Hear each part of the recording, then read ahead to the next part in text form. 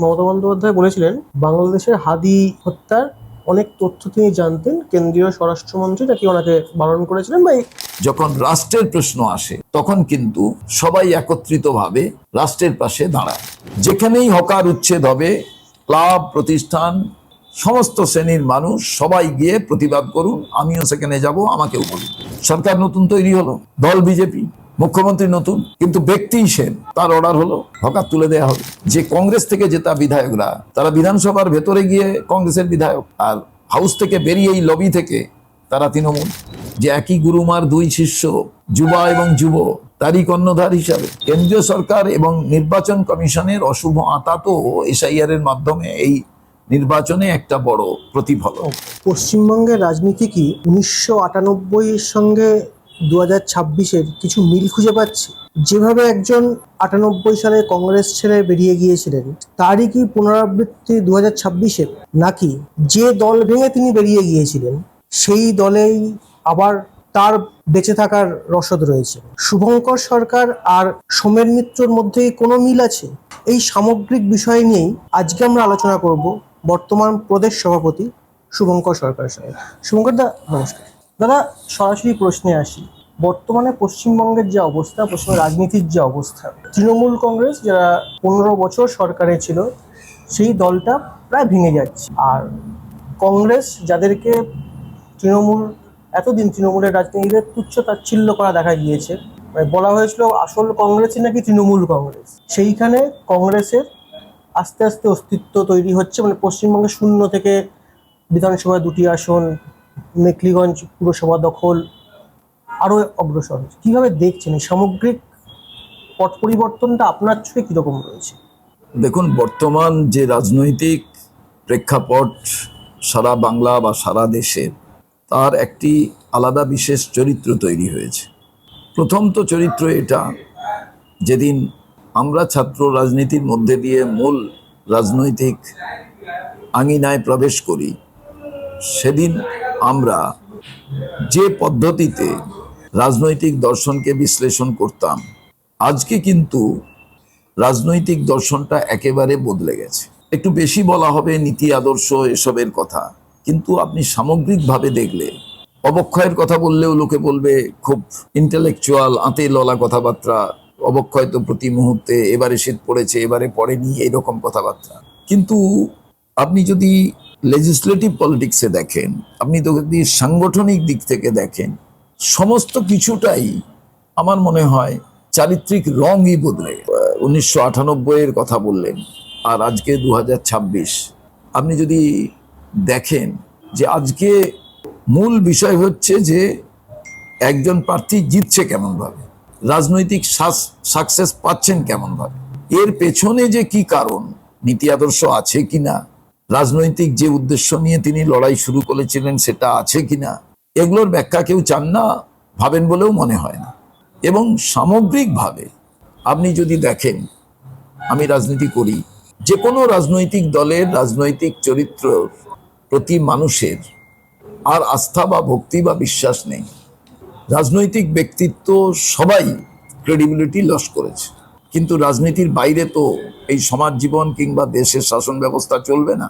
সে কারণেই রাজনৈতিক যে বিষয়টি এখনো পর্যন্ত গুরুত্বপূর্ণ, সে কারণেই নির্বাচন হয়, নির্বাচনের মধ্যে দিয়ে সরকার তৈরি হয়, সেই সরকার দেশ চালায়, রাষ্ট্র চালায়, রাজ্য চালায়, সেখানে মানুষের ক্ষোভ থাকে, আবার মানুষ সেখান থেকে নিজে তাদের যে পাওনা গণ্ডা যদি সঠিকভাবে পান তার প্রশংসা করেন।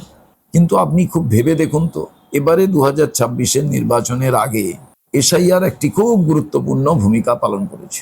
কত মানুষের ভোটাধিকার হলো, কত মানুষের হলো না, রাজনৈতিক দলগুলি খুব চুলচেরা বিশ্লেষণ করছিলেন। কবে পর্যন্ত? ঠিক নির্বাচনের দিন ঘোষণার আগে পর্যন্ত। নির্বাচনের দিন ঘোষণা হয়ে গেল, কোনো রাজনৈতিক দলকে আর সেইভাবে দেখেছেন? আমি তো দেখিনি। আমি কিন্তু প্রার্থীপদ আমার দলের ঘোষণা করিনি, যে আগে জেনুইন ভোটারের নাম উঠুক, কোনো জেনুইন ভোটারের নাম যাতে বাতিল না হয়। যেই দেখা গেল ভোটের নোটিফিকেশন হয়ে গেল, সবাই ভোট ময়দানে নেমে গেলেন। এই রাজ্যের কোনো মানুষ তার নাম ভোটার লিস্টে আছে কি নেই ভাবার কোনো ব্যাপার নেই, বিভিন্ন রাজনৈতিক দলের প্রতিনিধিরা চলে গেলেন বাড়ি বাড়ি প্রচার করতে। ভোটাররা বলছেন আমার তো নাম ভোটে ওঠেনি, আপনারা চলে এসছেন। হেলদোল নেই, হেলগম নেই, কিচ্ছু নেই। এবং নির্বাচনও হয়ে গেল। এমনকি নির্বাচন আধিকারিক বললেন আমি পশ্চিমবঙ্গ থেকে দাঁড়ালে আমার এত পপুলারিটি, আমি জিতে যাব। কিন্তু নীরবে যে মানুষটি জেনুইন ভোটার হওয়া সত্ত্বেও তার নাম ভোটার লিস্টে উঠলো না, তিনি ভোট দিতে পারলেন না, বা নতুন ভোটার হিসাবে যারা নাম নথিভুক্ত করলেন তাদের নাম উঠলো না, বা যাদের নাম কোনোভাবে বাতিল ছিল তারা আবার নতুন ভোটার লিস্টের মধ্যে যুক্ত করে তাদের নাম উঠলো, কিন্তু ভোট দিতে পারলেন না।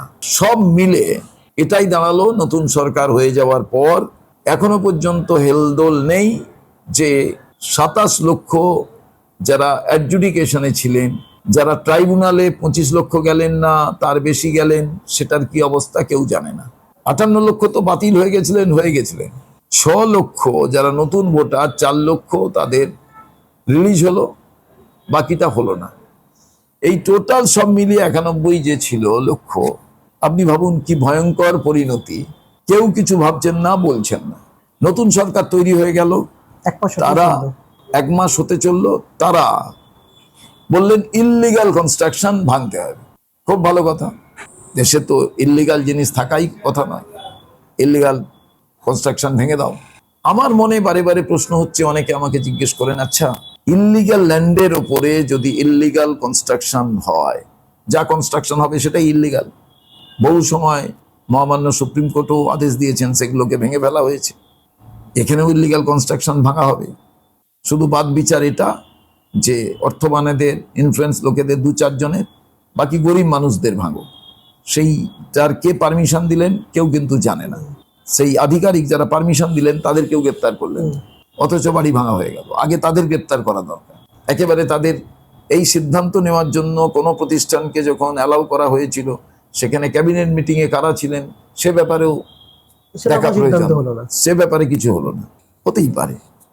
এবার প্রশ্ন হচ্ছে, এসআইআর এর আগে সবটাই বৈধ ল্যান্ড ছিল পশ্চিমবঙ্গে, মানে ভোটারদের সবটাই বৈধ ভোটার। এইবার এসআইআর হলো।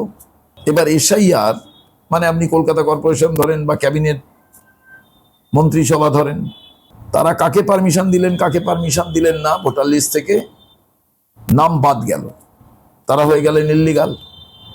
2024 লোকসভা নির্বাচন হলো।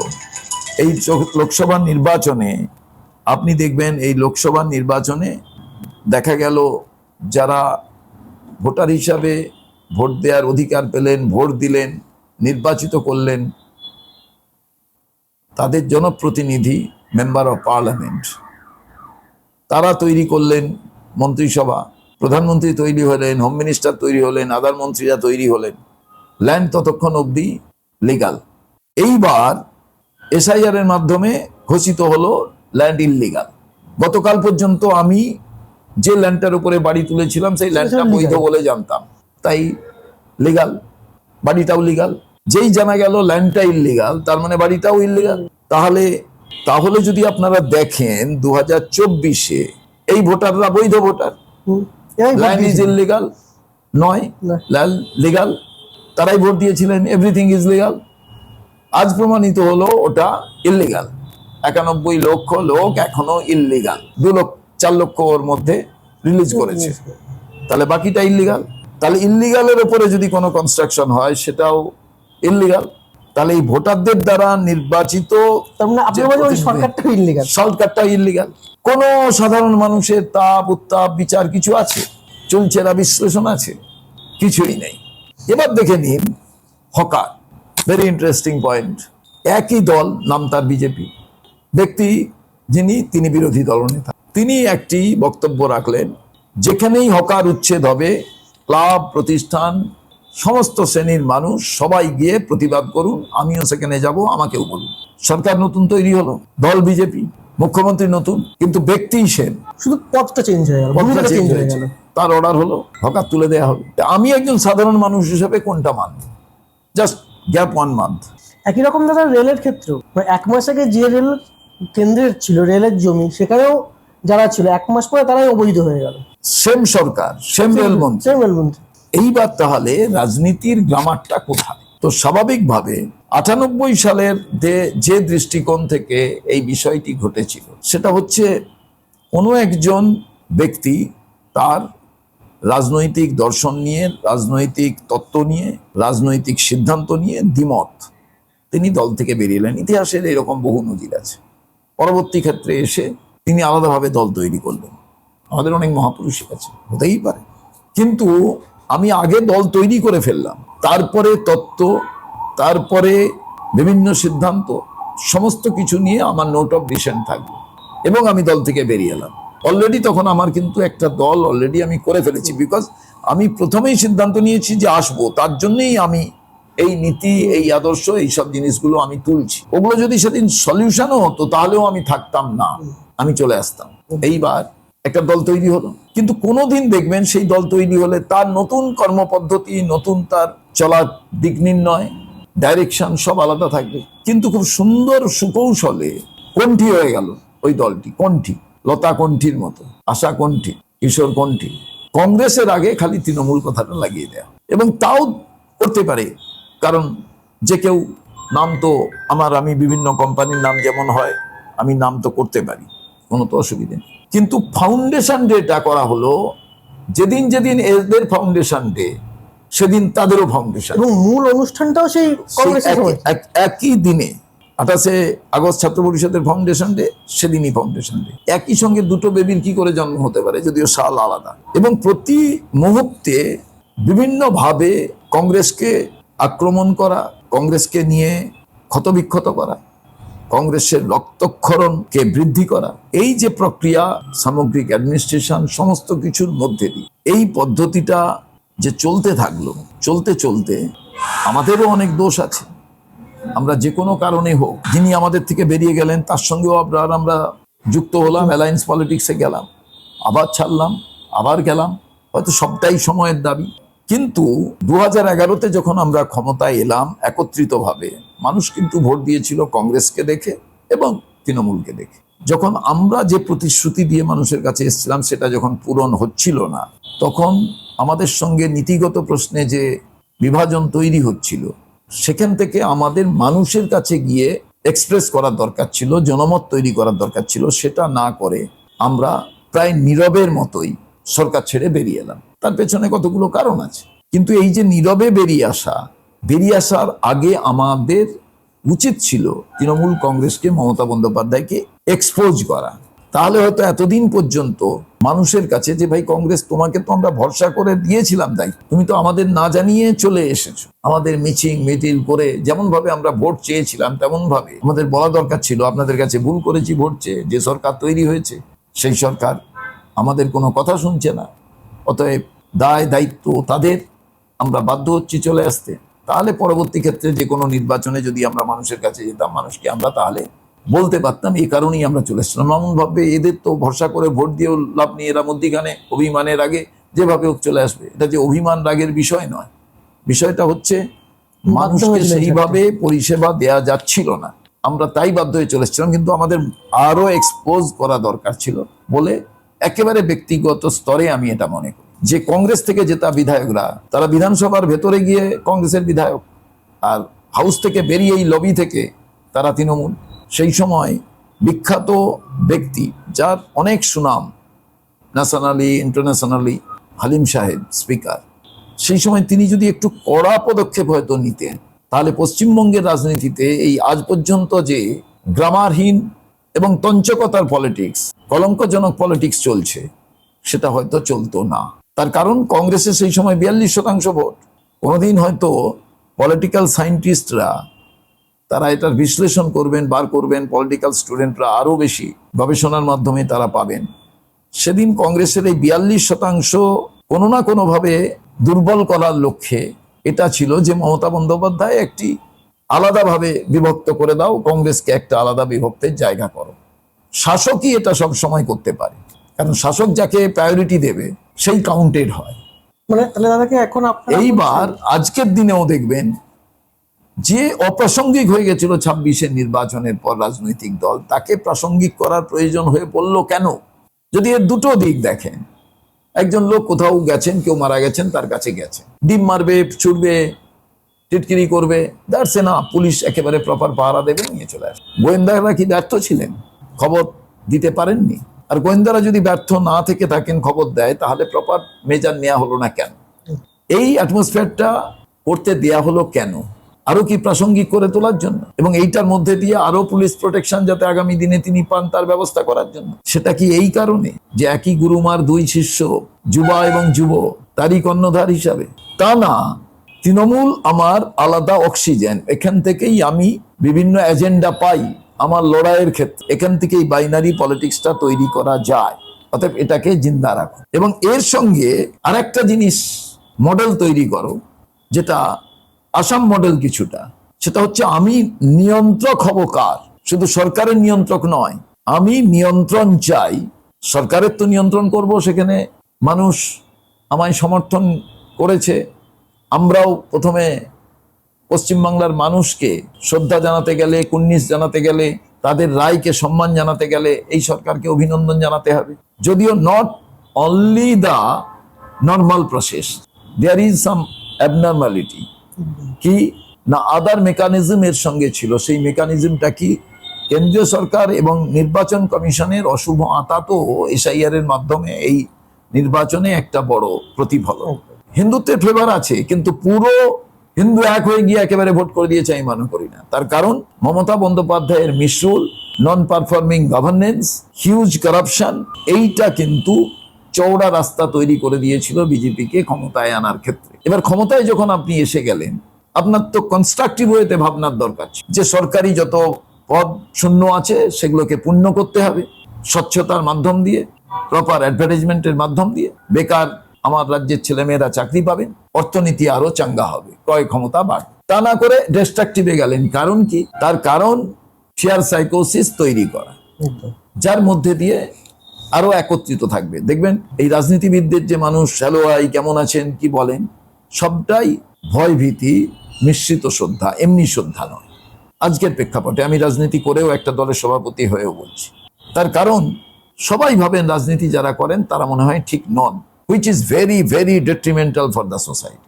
এর সঙ্গে আজকে ভাবুন যে ওই সরকারি টোটাল বিষয়টির আমি আধিপত্য পেলাম।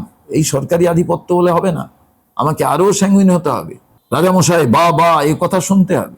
তার জন্যই রাজামশাইয়ের দরবারে আমাকে সেই বিরোধী দল দরকার যে শ্যাডো বিরোধী দল। এবং শুধু তাই নয়, আসামের মডেলকে ফলো করলে বিরোধী রাজনৈতিক দল যে আছে সেখানেও নিয়ন্ত্রণ আমার চাই, তারও কর্ণধার সেটাও আমার মনোমত হতে হবে। আসামে তাই দেখছেন মুখ্যমন্ত্রী নিজেই বিধানসভার ভেতরে বলছেন আমি চাই ওখানে আমার লোক থাকুক, আমার লোক ওখানে আছে। কোন পদ্ধতি? আমাকে অনেকে বলেন তৃণমূল ছেড়ে বহু লোক আসছে, দাদা যারা করাপ্টেড, যারা দুর্নীতির সঙ্গে যুক্ত তারা কি আসবে? আমি বললাম কোনো চিন্তা করো না, তারা কেউ আসবে না। কারণ আমাদের কাছে খুব ওই ওয়াশিং মেশিনটা নেই, যে ওয়াশিং মেশিনটার কোটিং প্রপার তামা দিয়ে নয়, সেই তামাটার নাম হচ্ছে ED, CBI, income tax and police. সেটা ওদের কাছে ওই ওয়াশিং মেশিনটা আছে। অতএব ওই লোকেরা ওখানেই ঘুরঘুর করবেন, ওদের মাধ্যম দিয়ে ওখানেই যাবেন, ইতিহাস তাই বলে, এর বাইরে কিন্তু আর বিষয় নয়। তো সেই ক্ষেত্রে ওই 98 সালের রাজনৈতিক দৃষ্টিভঙ্গি, আজকের দৃষ্টিভঙ্গি, গুণগত মানগত কিছু পার্থক্য থাকলেও আপনাকে আমি বলছি যে সত্যি খুব বেদনাদায়ক ইতিহাস। কারণ এই বিধানসভা, তার ভেতরে মুখ্যমন্ত্রী কিংবা বিরোধী দলনেতা তারা যখন বিতর্ক সভায় অংশ নেবেন, ভালো বিতর্ক তারা করলেন, গ্যালারি থেকে ছেলে মেয়েরা যারা স্কুল কলেজের বিশ্ববিদ্যালয়ে তারা যাবেন।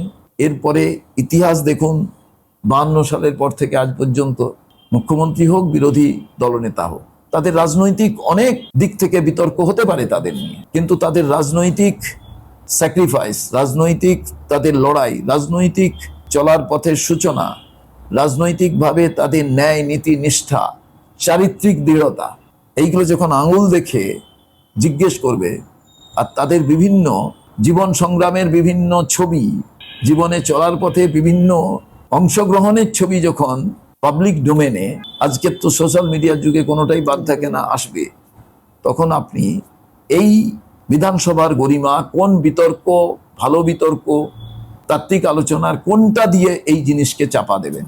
একদম, মানে দাদা আপনার কথা অনুযায়ী যেটা দাঁড়াচ্ছে, মানে প্রায় একই মুদ্রার এপিট ওপিট, যেটা ছিল না, সেটাই একটু অন্যরকম ভাবে। ওখানের অনেক আলাদা বিষয় ছিল, কারোর ব্যক্তিগত করিশ্মা থাকে কোনো জায়গায়, আর কোনোটা হচ্ছে কোয়ালিটি একটাই, আমি অন্যায় করেছি তাই আমার বিপক্ষে যিনি আছেন সরকারে তিনি স্বচ্ছ একটা ব্যক্তিকে ইউটিলাইজ করতে পারবেন না, আমি অন্যায় করেছি বলে আমাকে ইউটিলাইজ করতে পারবেন, তাই আমাকে এগিয়ে দিলেন। দুটোর একেবারে গুণগত তাৎপর্যগত দিক একেবারে আলাদা। সেটা হচ্ছে আমি যদি এই অন্যায়গুলো না করতাম আমাকে তিনি ব্যবহার করতে পারতেন না। আমি চরমতম অন্যায় করেছি তাই তিনি আমাকে যেমন পারছেন তেমন ব্যবহার করতে পারছেন, সেই কারণে আমাকে সামনে রেখে তিনি যে কোনো অপারেশন করতে পারেন। আমি যদি এই অন্যায়টা না করতাম তাহলে আমাকে সেই অপারেশন আমাকে দিয়ে সেই অপারেশনটা হতো না, কারণ আমি শুনতাম না। যদি মমতা বন্দ্যোপাধ্যায়, ব্যক্তি মমতা বন্দ্যোপাধ্যায় যিনি বেরিয়ে গিয়েছিলেন কংগ্রেস ভেঙে, এখন যা ওনার অবস্থা, দল যা অবস্থা, কংগ্রেসের সঙ্গে যদি আবার নতুন করে জোট বাঁধার পরিকল্পনা করেন, উনি ইন্ডিয়ার বৈঠকেও যাচ্ছেন, আপনারা কি পশ্চিমবঙ্গে আবার একসঙ্গে লড়াই করবেন? দেখুন, আমাদের দরজা খোলা, আমরা বলেছি যেই আসবেন তাকে কংগ্রেসের নীতি আদর্শ মানতে হবে, খাড়গেজির নির্দেশিত পথে চলতে হবে। জননায়ক রাহুল গান্ধী বিরোধী দলনেতা, তার যে অক্লান্ত লড়াই, আপোষহীন লড়াই আরএসএস এর বিচারধারার বিরুদ্ধে, বিজেপির তানাশাহির বিরুদ্ধে, তার যদি সাথী কেউ হতে চান তিনি আসতে পারেন। তার জন্য ধক চাই, তার জন্য দম চাই, যে কেউ সেটা পারবেন না। এবং আগামী দিন কি কংগ্রেস আর তৃণমূল মিলে যাবে? এবং আগামী দিনে যেই আসুন, যেভাবেই কংগ্রেসের সঙ্গে যুক্ত হন কিংবা কংগ্রেসে এসে তিনি কংগ্রেসের সঙ্গে জোট বাঁধুন, এক কথায় তাদের বলতে হবে আজকের দিনে সারা দেশের মানুষ এবং আমরা একজনকেই চাই ভারতবর্ষে নরেন্দ্র মোদীর বিরুদ্ধে লড়াইয়ের জন্য, ফেস হিসাবে, মুখ হিসাবে, দৃঢ়তা হিসাবে, তার নাম রাহুল গান্ধী। রাহুল গান্ধীকে কাল মেনে নিক, তারপরে আসুন, কোনো অসুবিধা নেই, আমাদের কর্মীরাও তাদের মতো করে গ্রহণ করবে। যেই আসুন তাকে, রাহুল গান্ধীকে ভারতবর্ষের প্রধানমন্ত্রী হিসাবে, নেতা হিসাবে মানতে হবে কংগ্রেসের মধ্যে থেকে। বাকি অন্য রাজনৈতিক দল হলে তো আলোচনার প্রেক্ষাপটে তো সিদ্ধান্ত গ্রহণ হবে, তা নিয়ে তো কিছু প্রশ্ন নেই। সেটা তো যখন একত্রিতভাবে সবাই বসবেন তারা সিদ্ধান্ত গ্রহণ করবেন। দাদা একদম শেষের দিকে প্রশ্ন, যে কিছুদিন আগেই, 2-3 দিন আগেই মমতা বন্দ্যোপাধ্যায় বলেছিলেন বাংলাদেশের হাদি হত্যার অনেক তথ্য তিনি জানতেন, কেন্দ্রীয় স্বরাষ্ট্রমন্ত্রী নাকি ওনাকে বারণ করেছিলেন, বা একজন রাজ্যের প্রাক্তন মুখ্যমন্ত্রী প্রশাসনিক দায়িত্ব সামলেছেন, তার এই রকম মন্তব্য পার্শ্ববর্তী বাংলাদেশের ক্ষেত্রেও একটা উত্তেজনা তৈরি করেছে, ভারতের ক্ষেত্রে উত্তেজনা তৈরি করেছে। কালকে এর ব্রিফিংয়েও যখন সাংবাদিকরা ওনাকে, মুখপাত্রকে প্রশ্ন করেন, তিনি অস্বস্তির মধ্যে পড়েন, চুপ করে যান। ওনার এই মন্তব্য আপনি একটা দায়িত্বের পদে থেকে আপনি কিভাবে দেখছেন?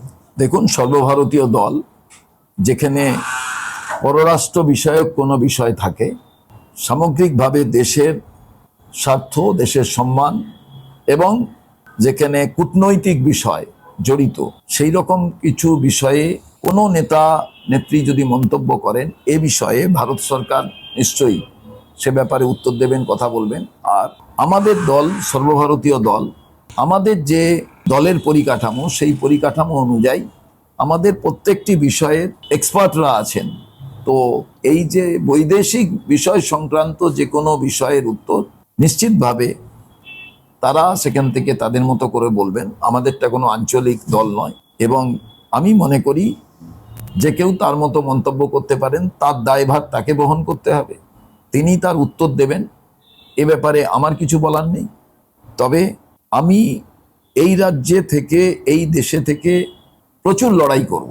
আপনি দেখেছেন এর আগেও কেন্দ্র সরকারে যেই থাকুক, যখন রাষ্ট্রের প্রশ্ন আসে তখন কিন্তু সবাই একত্রিতভাবে রাষ্ট্রের পাশে দাঁড়ায়।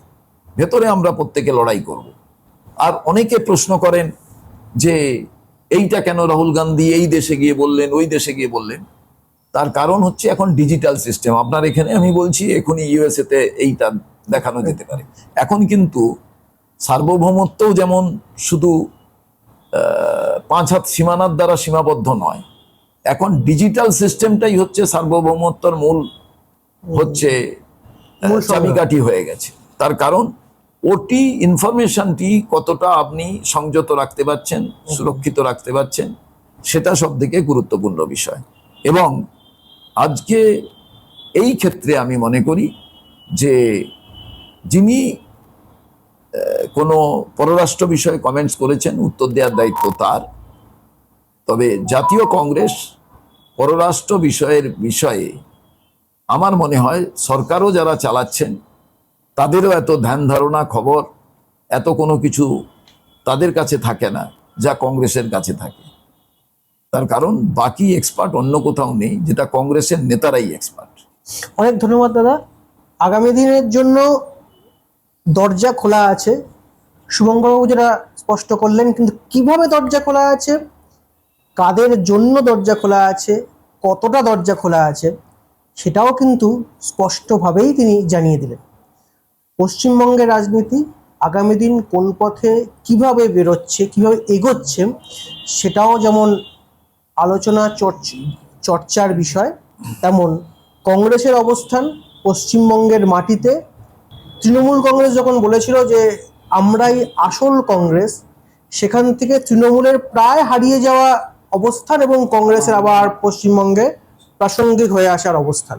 বোধহয় আসল কংগ্রেসটা কি, কংগ্রেসের সমর্থকরা, কংগ্রেসের নেতারা আস্তে আস্তে দেখাচ্ছেন। বাকিটা তো পশ্চিমবঙ্গের রাজনীতি বলবে। কি আজ তাহলে নমস্কার। কংগ্রেস মুক্ত হবে না, চেষ্টা করলে হবে না। কংগ্রেস মুক্ত বিজেপি পারেনি, তৃণমূলও পারবে না, কেউ করতে পারবে না।